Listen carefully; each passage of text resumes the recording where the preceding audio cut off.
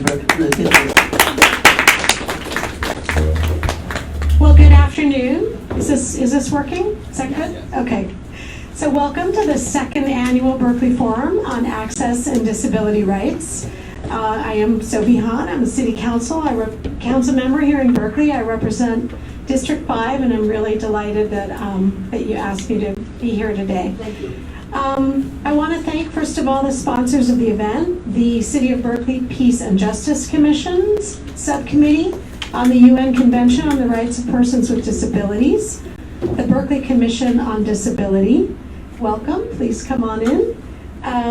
The Disability Rights Education and Defense Fund, and the United Nations Association of the East Bay for sponsoring this event. Special thanks also to the Ed Roberts campus for hosting the event, and to the panelists, thank you, and to all the volunteers who helped set everything up.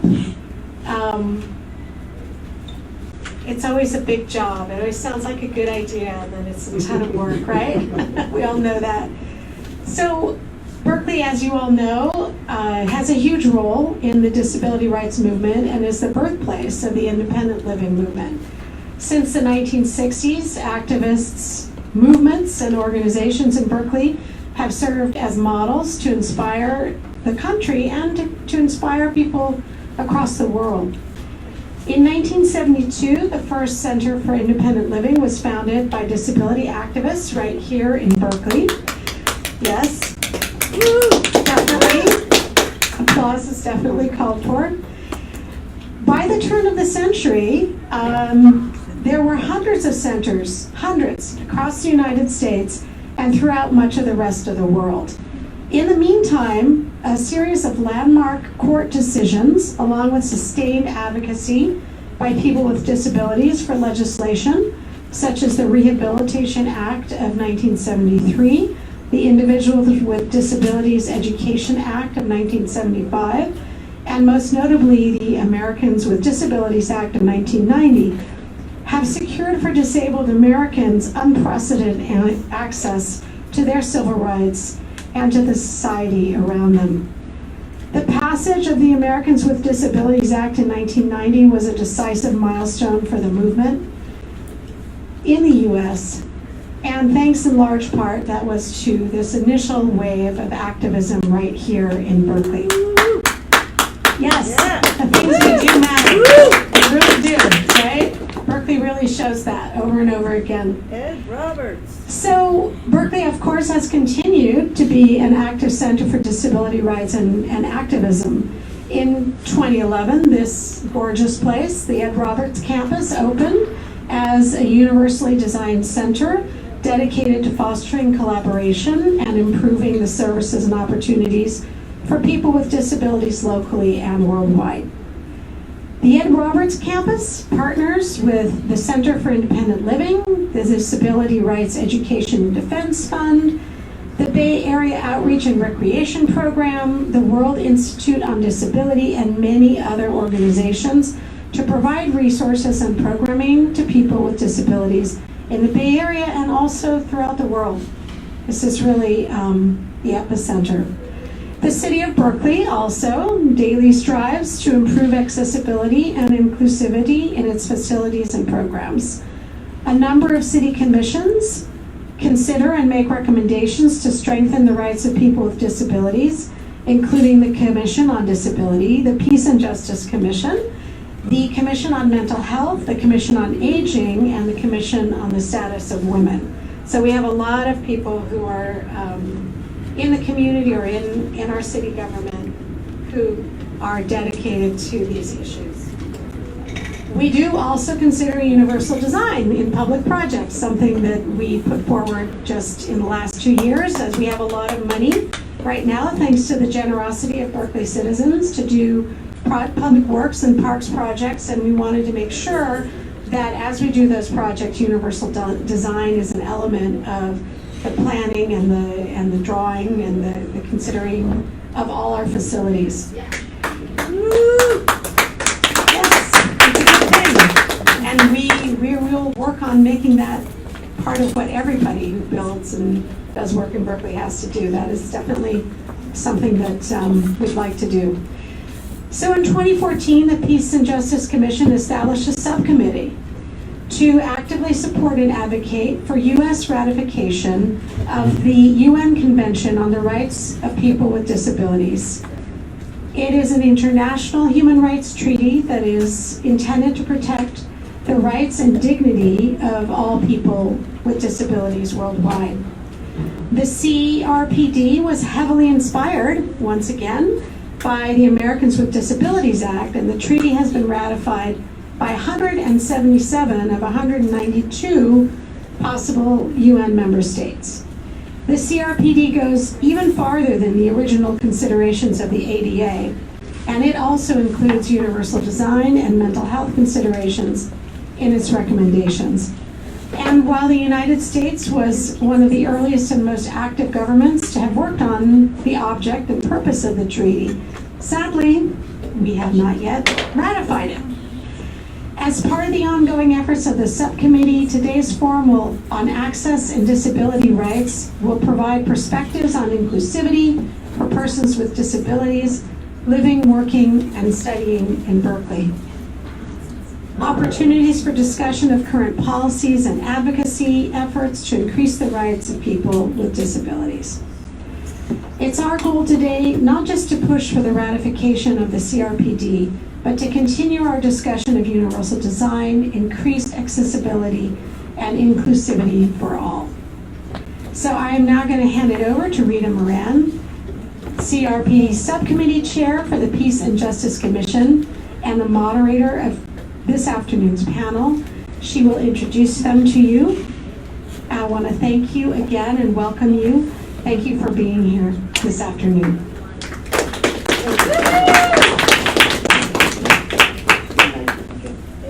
Welcome everybody again. Perhaps you wonder, why do we call it the Forum on Access and Disability Rights? We had in mind the Roman Forum. That is a place where people gather in order to exchange and move forward on positive thinking for their local community, whatever it was. So our forum will try to do that today. We're going to really emphasize the interactivity between all of you who've come here to both to learn and to participate, as a true forum calls for. We'll have lots of material around. At the back table, and right now you'll see Alejandra.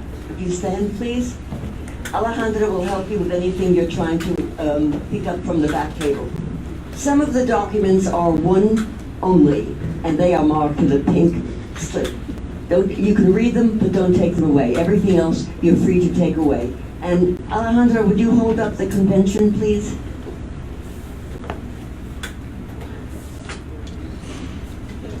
The little booklet. They look like this. Yeah.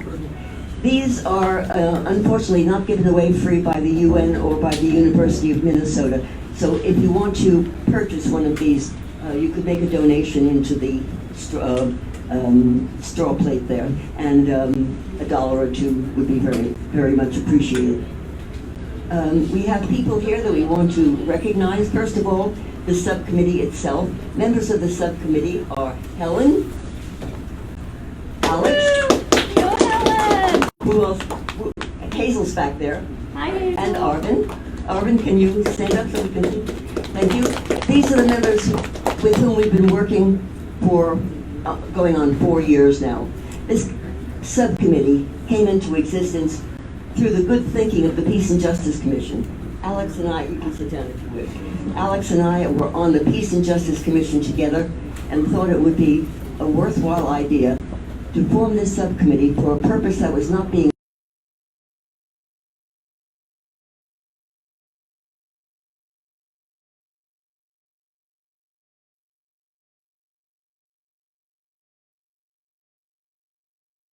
and in the Constitution we have our Bill of Rights laid out.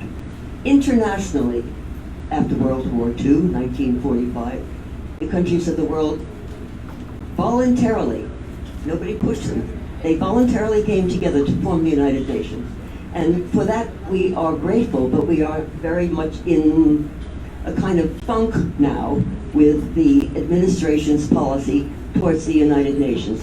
So we've got some people here who can answer questions in that realm. I'd like to recognize Connie de la Vega, who's teaching at the University of San Francisco Law School, and Steve Rosenbaum, who teaches everywhere in the world, including at formerly Bolt Hall at the University of California, Berkeley. Every one of you here has a speciality, as we would say in England, and you're welcome. I was starting to say we're going to emphasize the interactivity between the experts who I'm about to introduce and all of you with your questions. They are experts in different areas, and it makes it a little bit more interesting to have it possible for us to go from one area of discipline to another. So let me just introduce them quickly. You have their bios in your materials. And this is Catherine Zygmunt, known as Kat. And Kat has been here for 2 years, I think it is. The World Institute on Disability? 9 years. 9 years. Wow, okay. And she is part of the Ed Roberts campus complex. You recognize, of course, this great building. I'm a fan of architecture, and I've loved this building from day one, and I think it serves the purpose of the people for whom it was constructed in a very practical way. And when I came in a couple of hours ago, everybody was lying on the ground, eating lunch, feeding their kids. It's home base for a lot of people, and it's a comfortable building. I appreciate that very much. So, having been here for 9 years, you may contradict me if you wish. It's a good building, and CAT is essential to the running of various aspects of it. So, your question's ready for CAT in that realm of what can the Ed Roberts campus contribute to the well-being of people with disabilities and persons without disabilities in the city of Berkeley. Next we have Andrew Brogina, who is relatively new, 2 years I think. Just about. Just Correct. about. Yes. He works for the city of Berkeley at the Department of Public Works. What does Public Works have to do with disability rights? You're going to find out. Andrew's experience is particularly strong in examining what other cities have done and are doing, particularly cities in the state of California. And you can ask questions about how it's developing here in the city of Berkeley. He's in charge of the Department of Transportation and Engineering. And to the right, last but not least, is Dominika Bedranska. And she is, by the way, Dominika, Andrew, and I, what do we share? What do we have in common? Polish parents. It sounds like one of the old Polish jokes. Remember those? And Dominika has been here less than a month. So get her while she's hot. She will be able to go into what the city of Berkeley is doing as the disability coordinator. And she takes an important role in the hierarchy in the city of Berkeley. Both Dominika and Andrew work for the city, and Kat works for an NGO. Most of us here, I think, are there other city officials here? Otherwise, I think we're representing civil society. When the Soviet Union broke up a number of years ago, 1990, 91, the Secretary General went on the air to say, we had two superpowers. The Soviet Union has broken up. There is now the Russian Federation, but that is not a superpower. So in its place we have civil society. When Secretary General Kofi Annan said that, it was more of a prayer than a fact. We are needing to have civil society participate, stand up, get up and go, take hold of an action, as he indicated, as is important at this point in time. I think we all are concerned about the way that our government is going day by day, and I think that that falls into the politics that we're doing in this city with respect to the rights of disabled persons, because we must do that. We must do the rights of the child. We must do the rights of women, all of those which the U.S. government has balked on. So ultimately this subcommittee is working on achieving ratification of the international treaty called the Convention on the Rights of Persons with Disabilities. And last but not least by any means, hand-delivered just a half an hour ago, Barbara Lee, our member of Congress for the 13th Congressional District, and you must all swoon as I do when I hear what she's saying on the floor of the House of Representatives. She sent us this notice, and I'm going to read just a sentence or two from it. Dear friends, it is my pleasure to welcome you to the second annual Berkeley Forum on Access and Disability Rights. Each year, this fantastic forum convenes disability rights activists, scholars, policymakers, and Berkeley community members to examine how to make Berkeley more inclusive of and more accessible to people living and working with disabilities. As your partner in this fight in Congress, I couldn't be prouder of all the incredible work happening here in the East Bay to make our communities more accessible to all. She particularly points out the City of Berkeley Peace and Justice Commission, and I think we're just three. Arvin, you are also a staff member, as it were. The Berkeley Commission on Disability, which co-sponsored this meeting along with the Peace and Justice Commission, and then members of the Disability Rights Education and Defense Fund, whom Barbara Lee particularly singles out to thank. So, and I also want to mention, at the United Nations, there is an office dedicated to the Convention on the Rights of Persons with Disabilities. The head of that, a woman named Akiko Ito, who did her doctoral work here in Berkeley, sends us particular greetings for the second year in a row, and is proud to know of our work, and she publicizes our work in the bulletins put out by the United Nations to countries around the world. Are there thanks? We'll do thanks again at the end if we need to. I'd like to move the mic over now, or ask speakers to begin. I think we agreed on an order. Had we? I don't remember, whatever you want. We're flexible. I think, Dominica, you were going to begin? Oh, okay. Thank you. So, should I just introduce myself? Hi, I'm Dominika Bednarska. I'm the new Disability Service Specialist with the City of Berkeley. Prior to coming to the City of Berkeley, I was working for the United States Department of Agriculture in the Food and Nutrition Service, and I did disability and civil rights compliance from them there out of their regional office in San Francisco. Before that, I earned a PhD in disability studies at Berkeley. I also did a postdoc at Berkeley, and as part of my work there, I taught classes at UC Berkeley and at SF State on disability. And I also have worked at some nonprofits in DC on disability, as well as the Office of Personnel Management in Washington.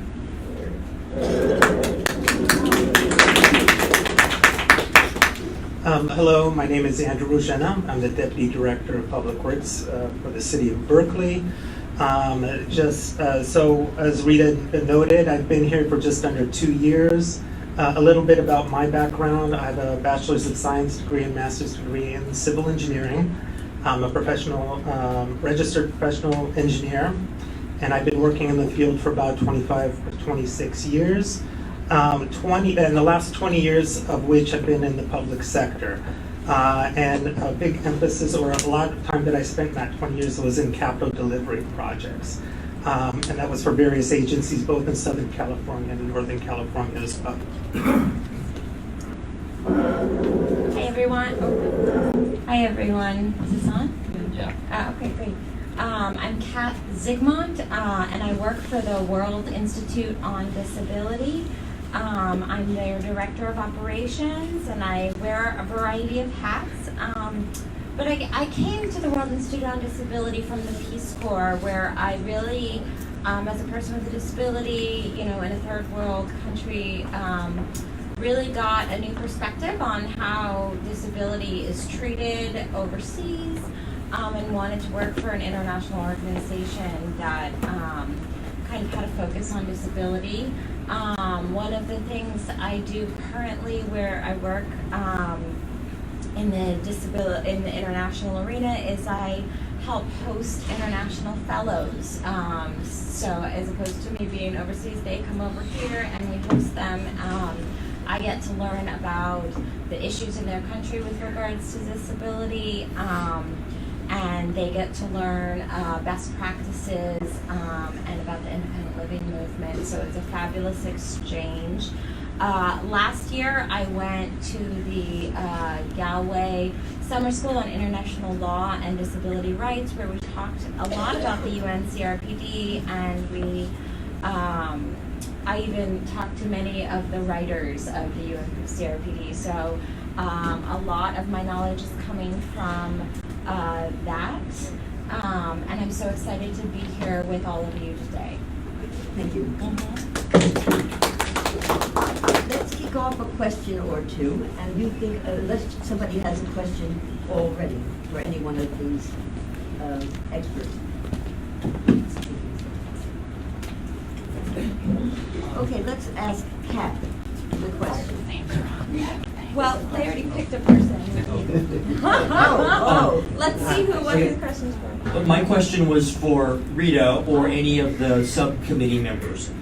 Two questions. One, what does the subcommittee do to promote ratification by the Senate of the CRPD? And the second question is, if the Senate were to ratify the treaty, would there be any tangible differences in the lives of ordinary people in America with disabilities as a result of the ratification? Okay, I expect to do this. I will start with authoritative response.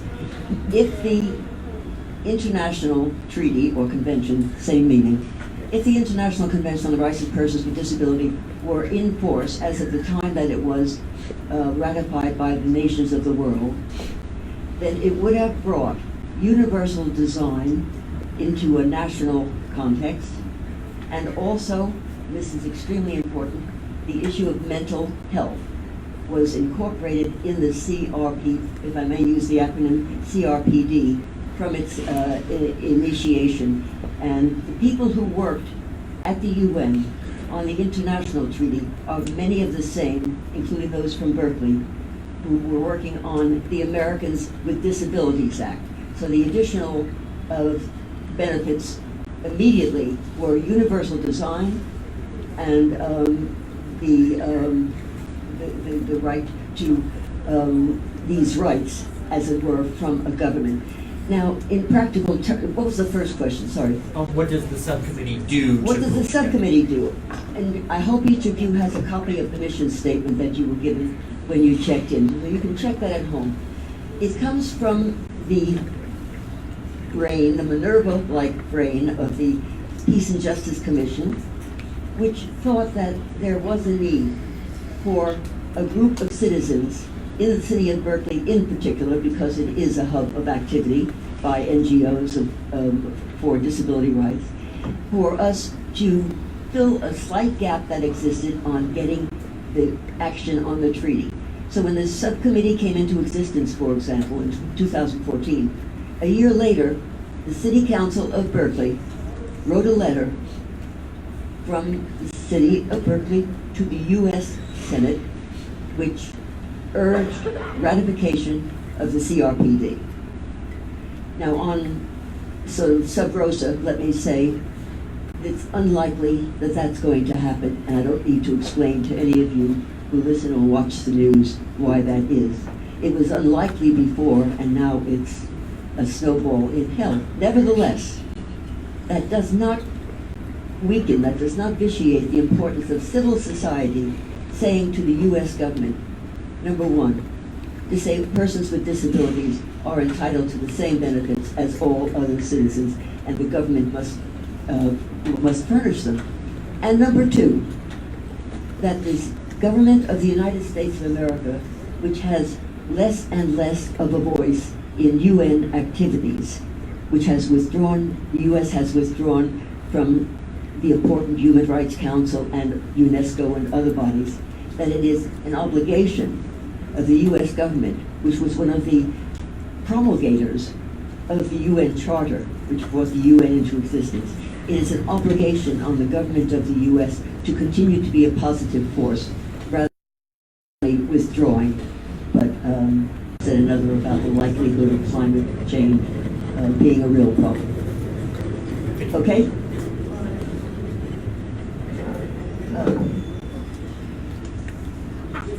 Yeah. Is it open to anyone? Yes. Anybody with a question?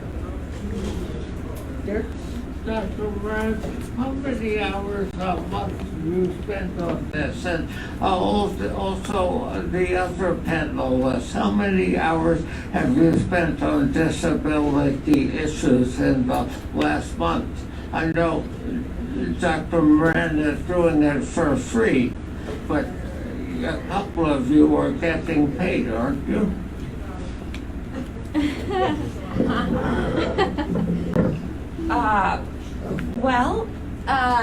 Yes.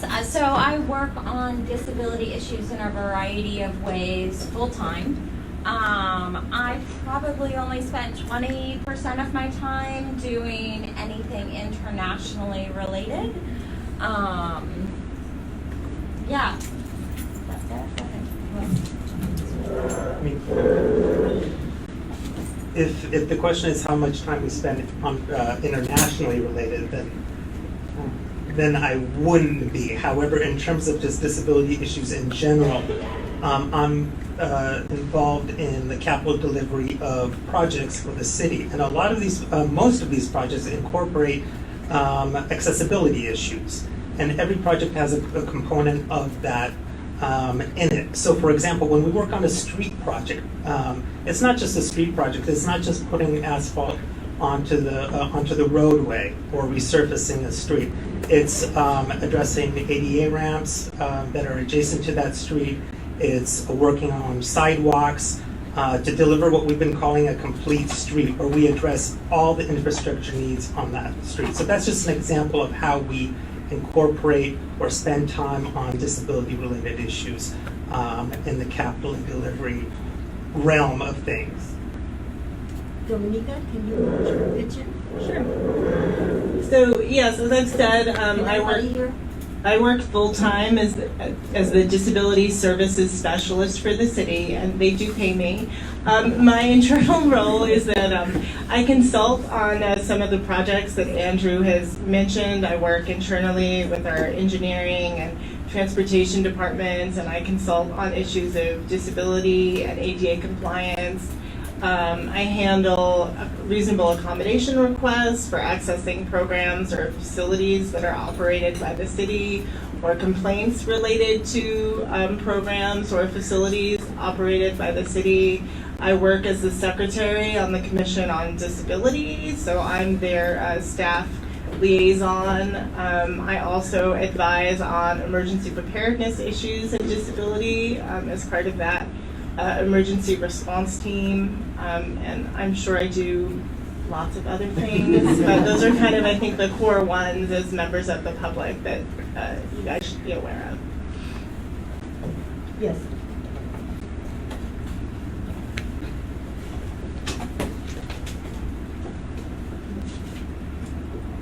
Hi, thank you. I also have a Polish parent. This is a question about the process of Public Works and when they bring in Dominica into that process, because as a citizen of Berkeley, I've been noticing that access is being taken away instead of improved, and I can point to a number of situations where it looked like there wasn't anyone addressing those issues. And so I know Dominica, you're very new to this position, and it was unfilled for quite a while. So I'm just wondering, when does Dominica and when does access get included into the project? And not just in Public Works, but citywide. It doesn't seem like it's a systemic, it doesn't seem like it's a culture, part of the culture to always consult around accessibility. Quick question. That's a great question, and I hope I have an equally great response. But so I'm also new with working with Dominica and this position, but that's exactly what we're doing now in terms of having a better approach to incorporating accessibility needs in our project. Dominica, the position initially reported to the Public Works Director. We decided that the position would better serve the capital delivery team if the position reported directly to me. So I oversee engineering and transportation. Again, we deliver our projects, and this brings her closer into that process.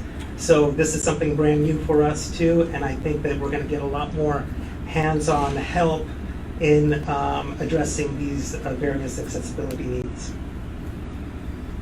I would just like to add that it sounds as though, once again, Berkeley is going to be a starting point and a hub of activity, of new activity, in the face of a treaty that most people haven't heard of, that most people don't think has much relevance in individual cities, but it gives birth to these concepts of city governance and responsibility of government to to take care of the social, political, economic, cultural needs of its population. That furnishes an important role, and it's one of the reasons why we want the United States to be active again in the international field as well as at the federal level. Sorry. Question?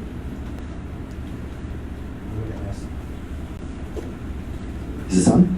I'll ask one later about the CPRD, but to follow up on Bonnie's, I would ask, is there, well, maybe a couple examples of the access issues you had, and is there any kind of quick fix? Is there a mode of communication that people can put in, whether it's an email ticket or some other way, or some audio way, by phone or by email, or some other way to quickly kind of alert the city to an access issue? Obviously, it takes a while for some of these things to happen, but it just seems to me that might be one entry point. Would be interesting if there is something like that. Sure, people can contact me. I brought cards with me, and you're welcome to call me or email me. And people have also addressed those issues sometimes by calling 311 or calling a relevant department, depending on what it is. So it's not like, the only way to address it is to contact me, but certainly you're always welcome to contact me. And even if I'm not the most direct person to deal with it, I'll help connect you with the appropriate people who can address it. Back there, Hazel. I guess you wanted me to point to some of the circumstances that I've seen. Mostly it relates to transportation and public rights of way, I guess, and parking. The new bicycle lanes that are going in that are separate from the curb, and people that have vans with lifts are lowering their ramps into the bike lanes, which is dangerous both for the cyclists and for the pedestrians and the person that's getting off of their lift. And I know you know this situation very well. And it doesn't seem like the disability community had any kind of participation in that discussion about that new design. I know a lot of cities are starting to use that. Another one was the cobblestones that were put in on 4th Street on the city sidewalks that are problematic for people that use canes and crutches and lifts that get stuck in the cobblestones. And it was done, I'm sure, for drainage partly, but also for looks. But functionality-wise, it doesn't serve the community well. Another one was the bus lanes that were put in on Hopkins by the North Berkeley Library. The disabled space was moved to a location that someone was getting out on the curb into grass. So anyone that had a lift couldn't lower their lift, or anyone that was trying to get out as a passenger was not able to. Those are just a few of the examples. Oh, and my last one was the new bike seat, the seating that went in by the parking garage. I don't know if you know, right outside the bike station. You know what I'm talking about, the Center Street garage? Yes. There, at the end of the bench is a bike pump, which is where someone in a wheelchair would normally be sitting.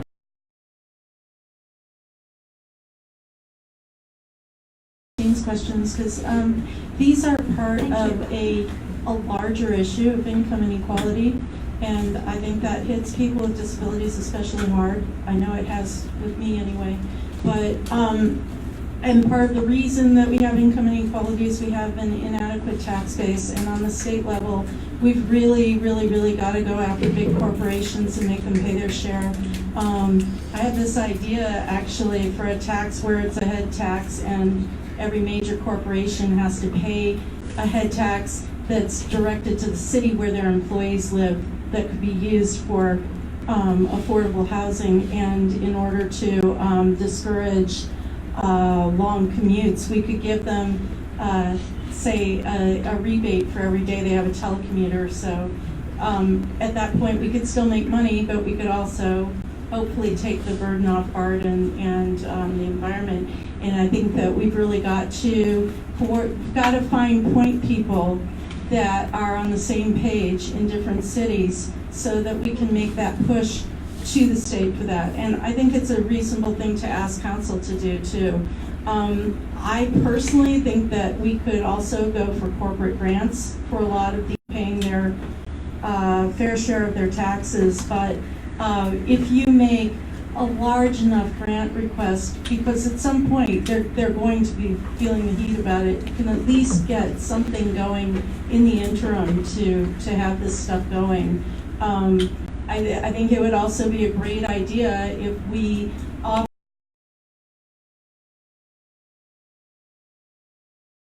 these questions, because these are part of a larger issue of income inequality, and I think that hits people with disabilities especially hard. I know it has with me anyway, but and part of the reason that we have income inequality is we have an inadequate tax base, and on the state level, we've really got to go after big corporations and make them pay their share. I have this idea actually for a tax where it's a head tax and every major corporation has to pay a head tax that's directed to the city where their employees live that could be used for affordable housing, and in order to discourage long commutes, we could give them say a rebate for every day they have a telecommuter. So at that point we could still make money, but we could also hopefully take the burden off art and the environment. And I think that we've really got to find point people that are on the same page in different cities so that we can make that push to the state for that. And I think it's a reasonable thing to ask council to do too. I personally think that we could also go for corporate grants for a lot of these things that we're looking for. And then it's a two-pronged thing, because obviously they've got to be paying their fair share of their taxes, but if you make a large enough grant request, because at some point they're going to be feeling the heat about it, you can at least get something going in the interim to have this stuff going. I think it would also be a great idea if we offered people the ability to lease land in their backyard to a land trust organization, which could then use, say, Measure Own money to put a free ADU back there that they could rent to somebody very low income, especially people with disabilities, and that people who can't afford the minimum to make it worth it for someone to reduce their property value like that could be subsidized by, say, Measure P funds, so that we would actually get lower income units at a lower price and be helping out people that already live in the city.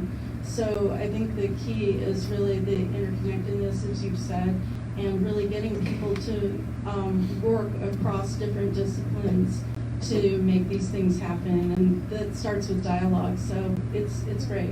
Thank you so much. I also just want to add, because there were a couple of things that you talked about that the commission is also working on. As I mentioned, one of their work plan initiatives is affordable, accessible housing.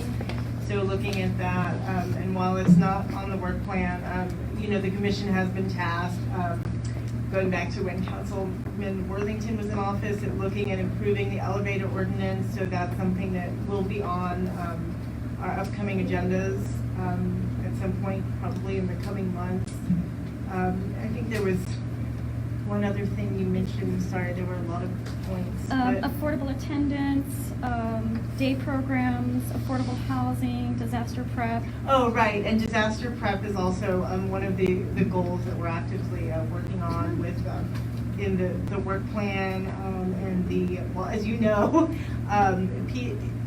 discussions about PG&E and potential, increase of blackouts for wildfire safety is something that we're actively discussing in the commission and hoping to engage PG&E in some more direct conversations about. So those are some things that we are working on, and I do appreciate your comments.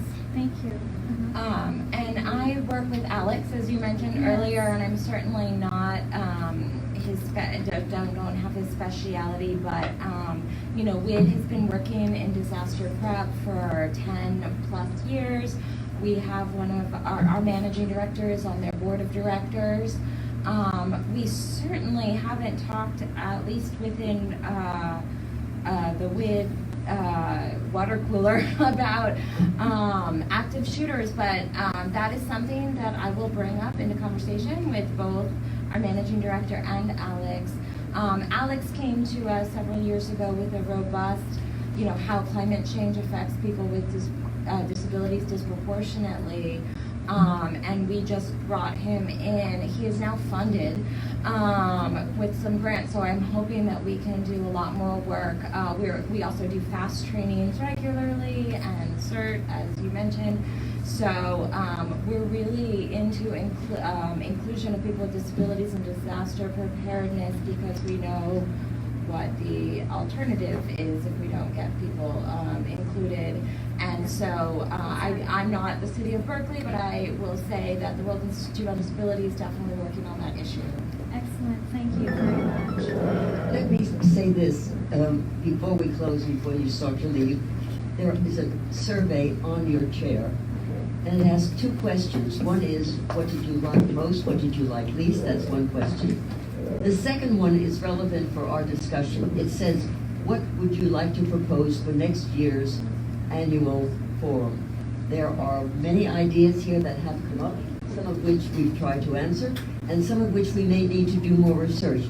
But we can take your suggestions as to what we will focus on a year from now and come back to you with some good information, and perhaps some of us will get together and start a little huddle. There was somebody else who wanted to speak. It was me.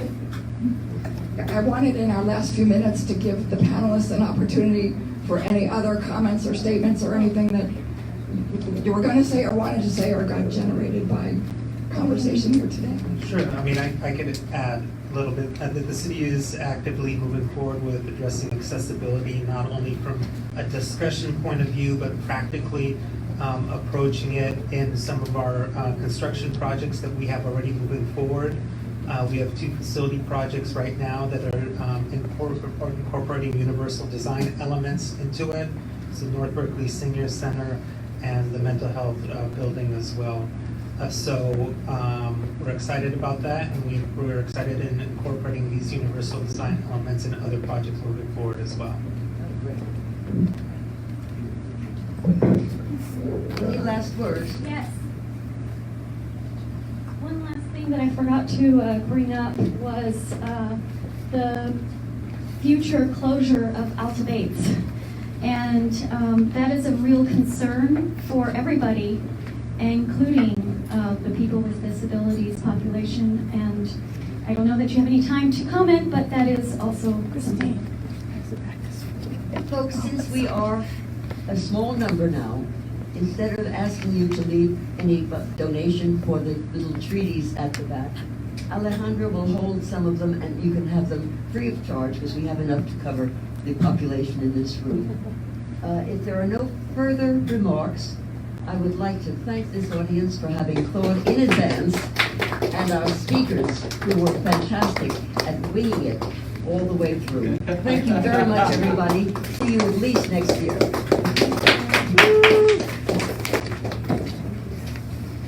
I'll be collecting your comments. Hold it up.